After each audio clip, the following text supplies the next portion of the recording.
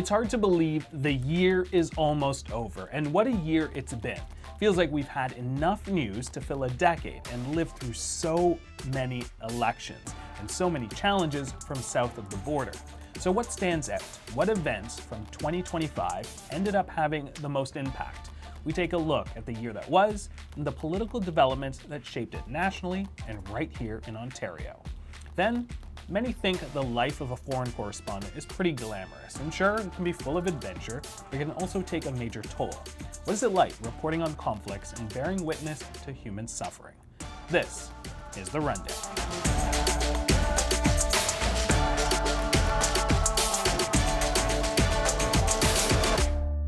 A lot has happened this year politically, in Ontario and across the country.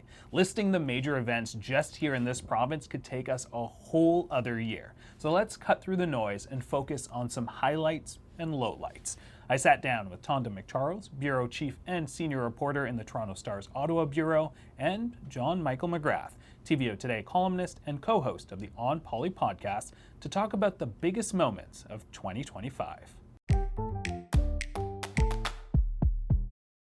Tonda, John Michael McGrath, welcome to the program. Great you guys can be here. Tonda, I'm going to start with you. What event had a bigger impact on the course of this year's political landscape? Is it Justin Trudeau's resignation or Trump's announcement on tariffs? Well, I think Trump's announcement on tariffs, but in a way, that was the backdrop for Justin Trudeau's resignation, because it was also the backdrop for when Chrystia Freeland resigned, you recall, saying that the Liberals didn't have a plan to deal with the coming tariffs. But Trump's tariffs have affected globally everybody, upended global trade, economics, security discussions, everything. It is a seismic change in the way the world is working together. So, I mean, as one single event, that's it. But as a big political event in the Canadian calendar, Justin Trudeau's resignation was huge. JMM, same question to you. It's hard to look back. It's been 12 months, but yeah. I mean, if I had a time machine and I could rerun this past year, this is the question I most want to see answered, which is, if Justin Trudeau had stayed on as Prime Minister and could run for re-election in the context of the Trump tariffs, which obviously played so heavily into Mark Carney's federal campaign about, elbows up and all of the messaging around protecting Canadian jobs and protecting the Canadian economy. Could Justin Trudeau still be Prime Minister today?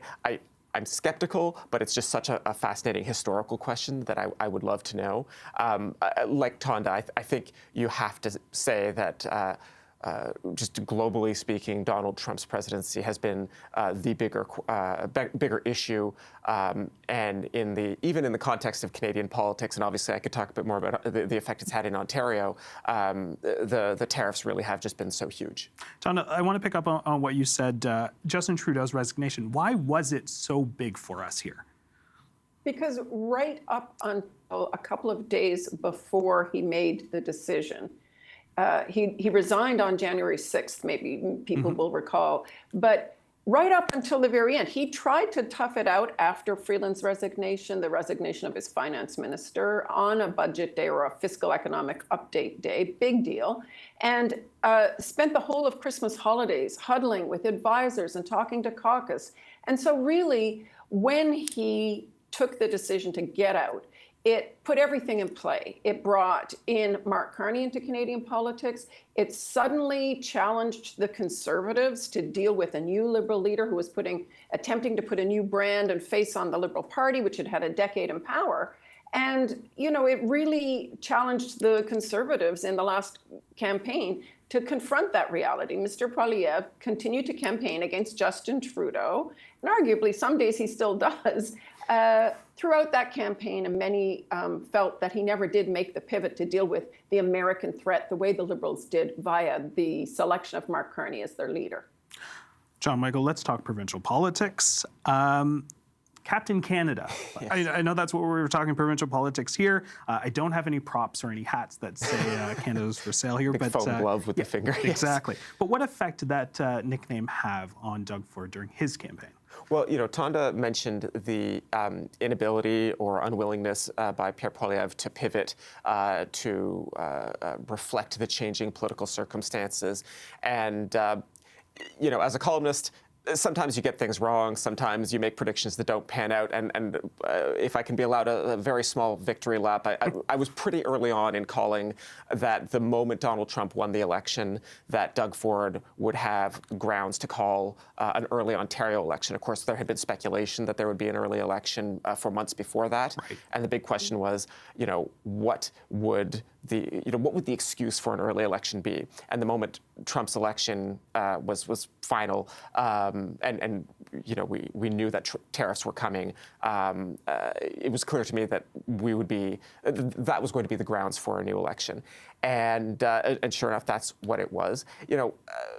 It really cannot overstate what a seismic shift the tariffs are to Canadian policymakers. We really have spent a generation just assuming that the American market would always be open to us under the most favorable terms, and the change since January 20th, perhaps it should not have taken policymakers by a surprise the way it did. I think there was a lot of sort of wishful thinking that somehow Trump didn't really mean us when he talked about tariffs on everybody, but he did. He meant us as well as everybody else, and everything since then has just been a form of adjusting, and that has been part of what worked so well for Doug Ford in that election campaign, was really, pivoting away from frankly, almost anything except talking about protecting the Ontario economy and protecting Ontario jobs. All right, Tonda. I would just say he also did so by seizing the moment in a visceral, emotional way. He appealed to Ontario voters as a defender on an emotional level in the way that neither, frankly, Mark Carney nor Pierre Poilievre did or still are able to capture sort of the reactions of Canadians in the face of the Trump threats of 51st state and the defensive posture that Canadians adopted to, stop traveling to the U.S. for pleasure and stop buying American-made products and go for Buy Canadian. I mean, that was Doug Ford, I think, gave voice to that, even with the ad that later so angered Donald Trump into ceasing trade negotiations with this country. Doug Ford's government and Doug Ford himself captured, both on an emotional level and in a way on an intellectual level, the anti-tariff argument and put it back in the face of Americans. Remember how mad they got when he threatened to cut off electricity, Ontario electrical exports. So I think that was the secret of some of his success. And let's face it, ever since he's been prime minister, Mark Carney is quite happy to have Doug Ford play that role. Well, let's stick with that, Tonda. Let's throw these two in a room together. We've got Premier Doug Ford, Prime Minister Mark Carney. What do you make of their relationship?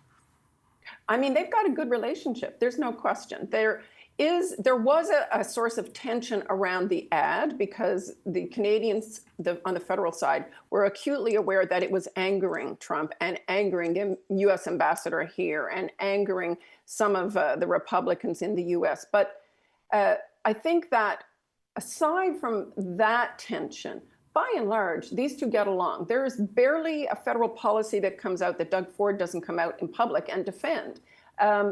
He has backed Mark Carney on major projects. He has backed Mark Carney largely on his approach to tariffs. When Mark Carney rolled back Canada's counter tariffs on the U.S. and rolled back the digital services tax in an effort to, woo Trump, Ford was with him every step of the way, praising his efforts. And look, they do have a good relationship. They talk frequently.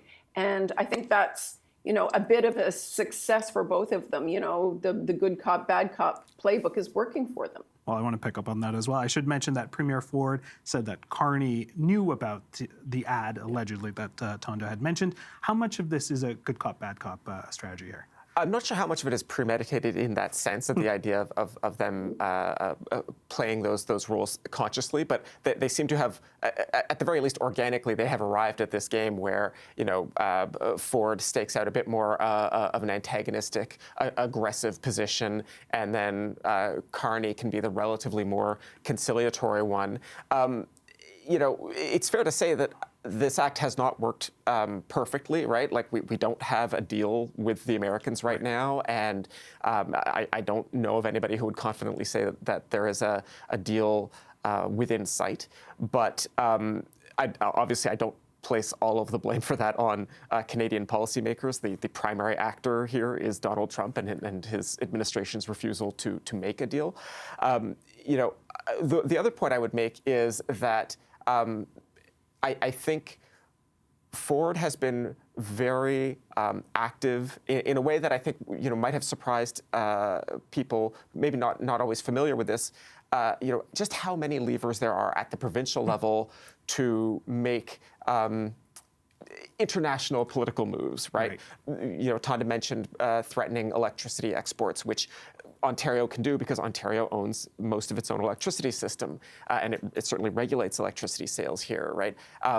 Things like pulling American liquor out of the LCBO shelves because Ontario has a provincially run liquor monopoly.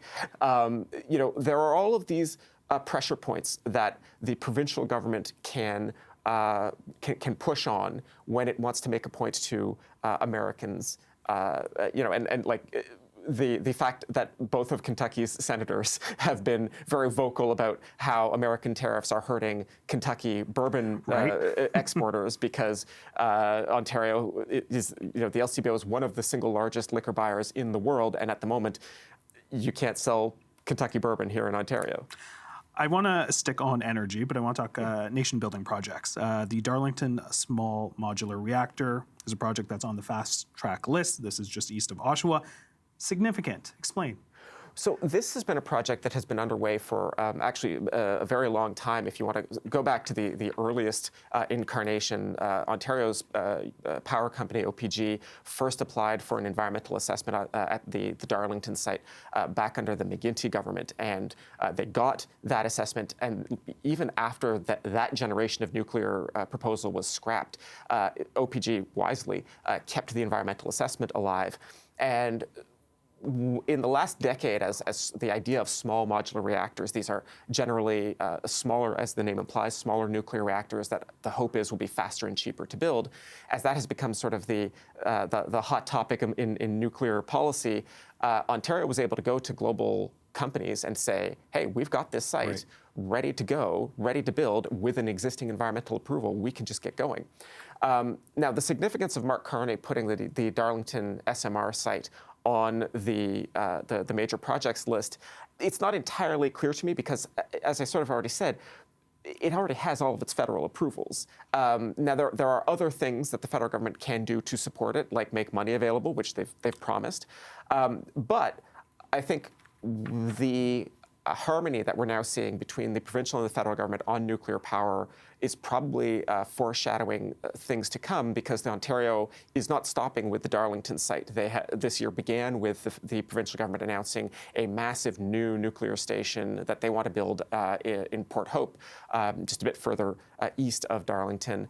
And that is only one of several locations they are talking about. So, one of the sleeper stories this year, so to speak, has been Ontario really going even more enthusiastically into nuclear power, and they will need federal help to execute that. I want to pick up I on mean, that. I think I was just going to say that I think the reason we see a project like that, which you're right, had so many approvals already in place, is less about what the federal government can actually do for that one particular project. But in the early days of when this whole list, the first phase of projects that Mark Carney put on the table for potential designation as nation building, I think this was part of a greater signal to the country that the emphasis for major projects and fast-tracked approvals is going to be on mines, critical minerals, energy, clean energy, and other related trade-boosting infrastructure like ports and rail,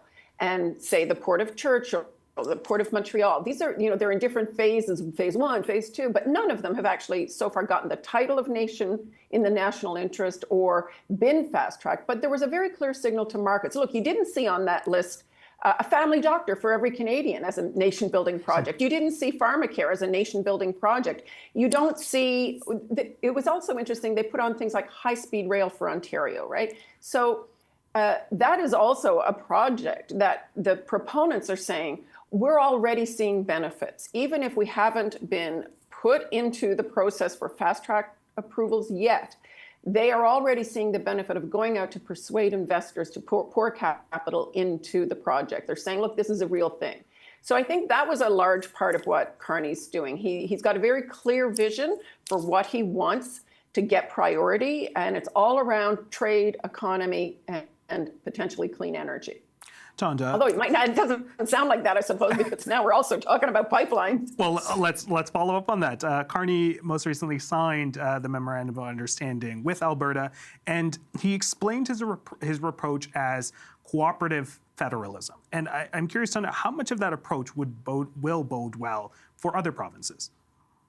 I mean, that's a signal that he's trying to honor a constitutional principle around the division of powers, and he wants to engage provinces on their areas of jurisdiction. It's a bit of a cliche in a way, but he's pitching to the converted. I mean, Alberta wants to operate in its own areas of jurisdiction. What it does, though, signal is that Carney is willing to cut deals with provinces as long as everybody's aligned on the same goal. So, for example, part of the agreement with Alberta, if they were to ever approve a pipeline, would be tougher industrial carbon pricing on Alberta's part on their own emitters. And the feds would agree to lift, for example, the clean electricity regulations, which are sort of aimed at making natural gas-powered plants sort of less and less the norm, or requiring them to pay for emissions. The feds are prepared to lift that. Doug Ford wants that. Ontario wants that. I think what you saw is Carney is signaling to provinces, then show me not the money, but show me the way you're going to decarbonize, show me the way you're going to get to net zero, show me how you're going to cut your emissions, and we'll cut these kinds of deals. All right, I've got 10 seconds each for our last question here. It's been a long year. Given all that's happened, what can we expect next year? In terms of Ontario politics, I think the big fight that is coming is over the fate of school boards and elected trustees. We don't know yet which way the government is going to go, but that will be a big, loud fight. Tonda, you get the last word. 10 seconds. Energy politics and a potential election. Again, I hate to break the news to you, but we may be in another federal election campaign next year. Here we go. All right, Tonda, really appreciate it. John Michael McGrath, always a pleasure. Thank you so much. More than 40 years ago, Brian Stewart became a foreign correspondent. He reported on the Gulf War. He brought global awareness to the Ethiopian famine in 1984. He interviewed heads of state and everyday people affected by historic crises. Here's part of our conversation about his new book, On the Ground, My Life as a Foreign Correspondent, and how world-changing events changed him too. Brian, thank you so much for having us in your lovely home. How are you doing? Oh, great. Thank you. And my pleasure to have you here. All right. You have covered a lot. The Ethiopian famine, you were in El Salvador, you were in Kuwait, Lebanon, covering pretty much the entire Cold War. I imagine as a journalist, you were pushing through, seeing some of the worst things possible. What kept you going? Well, I think it was the obligation of the craft, being a journalist, being a foreign correspondent, which is what I dreamt of, and knowing there was a risk reward involved in that work, that it was sometimes risky. I didn't realize just how much the emotional suffering could be. And I think certainly covering the Ethiopian famine in 1984 and 85, and for often weeks and months on end, it did really cause major strain on all of us who were involved in that coverage. And we saw things we couldn't really have even prepared for. I thought I could prepare for everything. When I arrived in Ethiopia in 1984, northern part of the country hit by famine, it was just beyond imagining. It was like apocalypse, a world after a nuclear holocaust. The dust clouds across the horizon, the bodies along the streets, as I think I reported. Famine is along each road and at the gates of every town. By the hundreds of thousands, peasants are fleeing the worst drought in memory. What kept you going was the feeling that You know, this was hidden from the world. We were there because we fought our way in with the BBC to get visas. We were the only two crews in the whole famine area, and we needed to alert the world, and that's what kept us going. And afterwards, other things kept us going, like a desire to see the famine ended and the desire to see that society recover from famine. Tell me about one particular person that is still someone that you keep in touch with, that you met in Ethiopia, that people really connect with in terms of your story and your coverage. Her name is Brian Stewart, and I saw her first when she was 3.5 years old. I was at a feeding center right outside one of the worst famine camps, trying to feed these mothers and fathers with young children who are dying or already dead, or save them in some way or another. I was going down a line of them, and I saw this girl slump over and collapse on the pavement. I don't know whether it was something about her face or just something about the nearness of that. It appeared to me dying sequence that I called out to a nurse and said, "Nurse, can we possibly save this girl? Is there anything we can do?" The nurse runs forward, picks her up, runs inside the one-room medical center. We follow with the crew rolling and capture on her face what we thought might be the last gasp of life. The face looking outward seemed to me a symbol really of Ethiopia itself, looking on a unhelpful world, begging for help kind of stuff, calling for help. And the nurse says to us, "I'm afraid there's nothing we can do. She's going to die within 15 minutes. So it just devastated all of us. And we went outside the room to let her die in peace. We later were arranged to come back to see her burial that afternoon. We went out and did other famine stories. Come back that afternoon to cover the burial of Brian Stewart and do a story maybe about that. And we see this group of people holding the girl. She's there in her arms and she's alive. And I say to a nurse, "We seem to have seen a bit of a miracle today, did we?" And she said, "Yes. We stuck a final needle in her and she will live now. She will survive." And I so remember that. So we later did a story on her face, and they're symbolic of Ethiopia, and a story saying if she can survive, maybe Ethiopia itself can survive. Later, Live Aid, months later, uses an image of her face and the pictures, CBC pictures of other desperately ill children in the famine. And that caused such an outpouring of grief and tears around the world before an audience of 1.1 billion people, unimaginable, that it was the greatest, according to Bob Geldof, who arranged Live Aid, was the biggest moment of giving that the whole show had, and they ran it sort of 4 times. I went back to documentaries. I found her years later because she'd been lost. We found her, did documentaries on her, and she appeared in the second Live Aid, dancing with Madonna on stage. Yes. She's a very, very Christian girl, and when we first said she was going to appear with Madonna, she was really weird. Thought that was a bit weird. Anyways, we were on opera together. Long story short, I had her over here for a holiday. I arranged for her and her family, their living and her education. And now we Zoom back and forth, our families. She has set up a small charity in northern Ethiopia itself for disabled children in the very poorest of all areas. She wants to stay there and help her people. These are some old pictures I kept through the years, going back, childhood ones. Oh, wow. But that's me along the line in Ethiopia, the famine line where I met Brian Stewart. Okay, is she in this? She's in this There is she her. is, This yeah. is the scene. Yeah. That's her slumping against the cement, this pavement. That's her father grieving over her. That's at the time the nurse was just rushing in to pick her up. This is when I went back to find her 4 years later. 4 years later, right That's there. me outside their hut. I have to imagine that story and that relationship is unique in comparison to all of the other places and stories that you've been. You don't get the chance to be able to tell that full circle story. And I imagine that must weigh on you heavily. I know that in your book you talk about the moral injury. What can you tell us about that? Well, took a long time for journalism to really realize the psychological and emotional damage of being this professional witness over and over again, and also facing dangers, which is so much a part of that life. It wasn't really until the 90s that journalism discovered that PTSD was ravaging the ranks. It turned out later there was another thing called moral injury, which is not a psychological mental illness, it's an emotional one. Leading psychiatrist in Toronto, Anthony Feinstein, has termed it a wound to the soul, a wound to the spirit.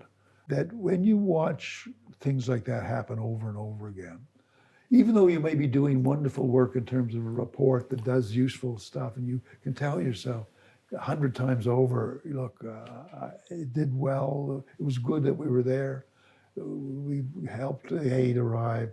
You still feel that as a human being, you didn't quite live up to your highest expectations of yourself. Because there were refugee families you didn't stop and load into your van and drive off with to a medical center.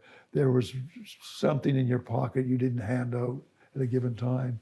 There were other people, even though you weren't qualified to do anything, as I was not qualified to even give first aid. What was I doing in a famine? You kind of feel, right. I could have done more, I could have done more. And that begins over the years to build to the point where you have symptoms very like PTSD, and I had, in fact, a nervous breakdown caused by this, and was treated for moral injury, successfully so, I'm glad to say. So I've lived a very good life since that. It is no secret, and it's something that you talk about through your time at CBC, NBC, and then back. Newsrooms don't have the resources that they once did. And I am curious, what happens to democracy when we lose the privilege of someone like you in the field, a foreign correspondent, reporting for the world to see?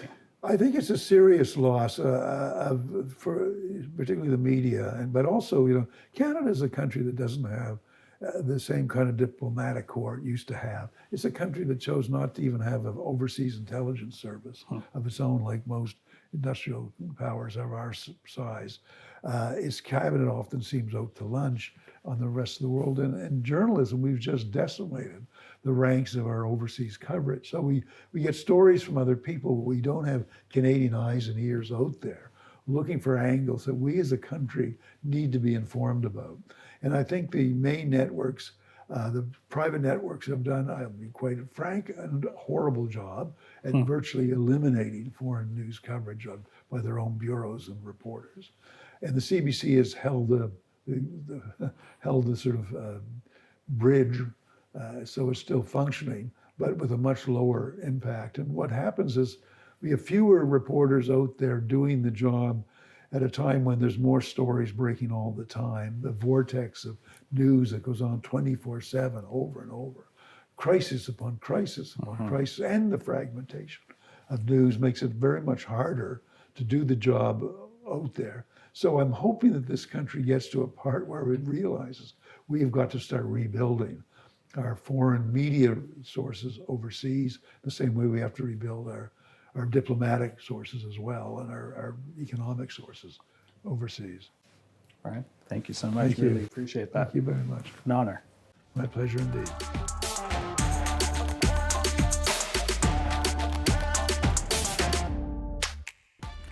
Creating a new show is an opportunity, and we want your help. What do you want to know more about? What makes you watch? Let us know at tvo.org/rundownfeedback, or leave us a comment on YouTube. Until then, see you tomorrow.